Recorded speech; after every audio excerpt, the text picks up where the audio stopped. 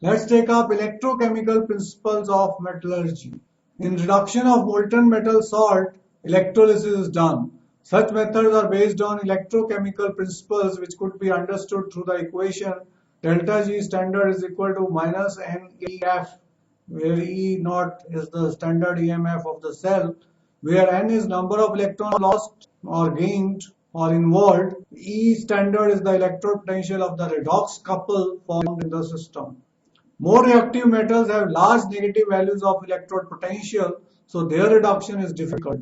If the difference between two EMF values correspond to positive EMF and consequently negative delta G in the equation given below, then the less reactive metal will come out from the solution with the help of more reactive metal which go into the solution. For example, copper can be extracted by using iron because iron is a better reducing agent. So copper ion will change to copper solid and iron solid will change to ferrous ions. In simple electrolysis, metal ions are discharged as negative electrode, that is cathode, and deposited there. Precautions have to be taken considering the reactivity of metal produced, and suitable material should be used as electrodes. Sometimes a flux is added for making the molten mass more conducting, and also it is used to reduce melting point. Example is aluminium. In the metallurgy of aluminium, Al2O3 is not a good conductor of electricity and its melting point is very high. That's why it is mixed with Na3Alf6, that is cryolite, or CaF2, which lowers the melting point of this mixture and brings about increases electrical conductivity. The fused matrix is electrolyzed. Steel vessel with the lining of carbon acts as cathode, and graphite rods. Number of graphite rods are used as anode. The overall reaction which is taking place is 2Al2O3 plus 3C gives you 4Al plus 3CO2. It doesn't mean it's chemical reduction. It is electrolytic reduction where carbon gets oxidized to carbon dioxide and Al2O3 gets reduced to aluminium. This process is widely called Hall-Heroult process. This is the electrolytic cell for the extraction of aluminium. Here we have iron container which has carbon lining. The number of carbon rods or graphite rods are used as anode. Here we have mixture of aluminium oxide Al2O3 and cryolite Na3Alf6. So when high temperature is maintained, this melts. This is molten state. So when electricity is passed, aluminium ions will get attracted towards the cathode and form aluminium solid, which can be taken out from this outlet. Thus, the electrolysis of molten mass is carried out in an electrolytic cell using carbon electrode. Oxygen liberated at anode reacts with carbon of anode, producing carbon monoxide and carbon dioxide. This way, for each kilogram of aluminium produced, 0.5 kilogram of carbon anode are burnt away and they have to be replaced periodically.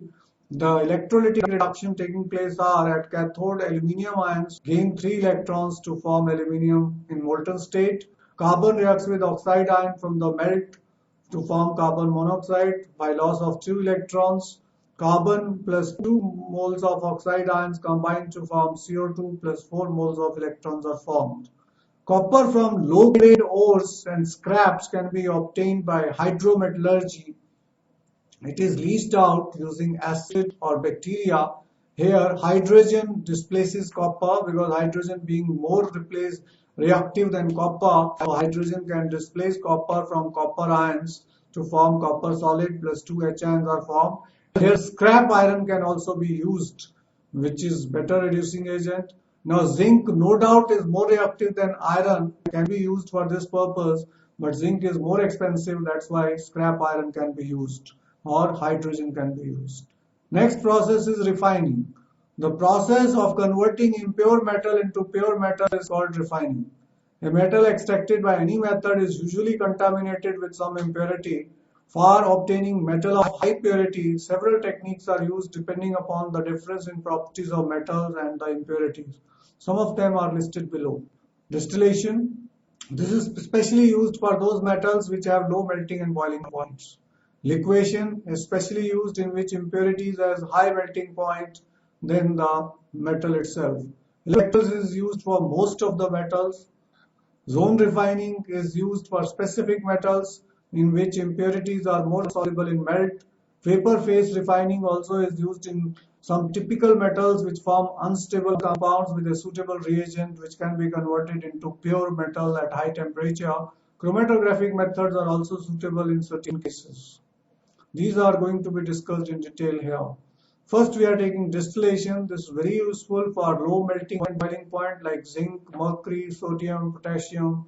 The impure metal is evaporated to obtain pure metal as distillate, whereas impurities do not get distilled, they remain as residue. Liquation: in this method, a metal like tin is purified, which has low melting point and it contains iron as an impurity, so it can be made to flow on a sloping furnace. So in this way, it is separated from the higher melting impurity like iron. Electrolytic refining is most commonly used. It can be used for copper. Copper is refined by using copper sulfate as a electrolyte, acidified copper sulfate. Pure copper act as cathode, impure copper act as anode. Impure copper will pass on into solution forming copper ions which gain electron at cathode to form pure copper. So at anode, copper is changing to copper ions plus 2 electrons. At cathode, copper ions are gaining 2 electrons to form copper solid. Impurities from the blister copper deposit as anode mud, which contains antimony, selenium, tellurium, silver, gold, and platinum, and recovery of these elements may meet the cost of refining.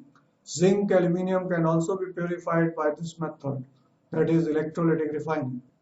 Let's take up zone refining. This method is based on the principle that impurities are more soluble in the melt than in solid state of the metal. A impure circular mobile heater is fixed at one end of the rod of the impure metal. The molten zone moves along with the heater, which is moved forward. As the heater moves forward, the pure metal crystallizes out of the melt and impurities pass on into the adjacent molten zone, which reaches the end and discarded. The process is repeated several times and the heater is moved in the same direction. At one end, impurities get concentrated. This end is cut off. This method is very useful for producing semiconductors and other metals of very high purity like germanium, silicon, boron, gallium, and indium. This is the diagram. Here the impure metal rod is taken, which is heated with the help of circular heater. Now as the heater moves, the impurities move along with the heater and they reach the other end, and after repeating several times, this end contains only impurities which can be cut off and we get pure metal which is crystallized down. Next we have vapor phase refining. In this method, the metal is converted into volatile compound and collected elsewhere. It is then decomposed to give pure metal at a high temperature. For example, Mond process is used for refining of nickel. In this process, nickel is heated in the stream of carbon monoxide. It forms tetracarbonyl nickel 0, which is a volatile compound, and this reaction takes place at 330 to 350 Kelvin. Once this compound is formed, here we are reacting impure nickel with the carbon monoxide, so only nickel will react and impurities will not. This metal carbonyl, nickel tetracarbonyl, is subjected to high temperature, 450 to 470 Kelvin. It decomposes to pure nickel and carbon monoxide is formed. Next we have Van Arkel method for refining of zirconium and titanium. This method is very useful for removing all the oxygen and nitrogen present in the form of impurities in certain metals like zirconium and titanium. We react the crude metal with iodine. So metal reacts with iodine to form zirconium iodide, which is covalent and volatilizes or vaporizes.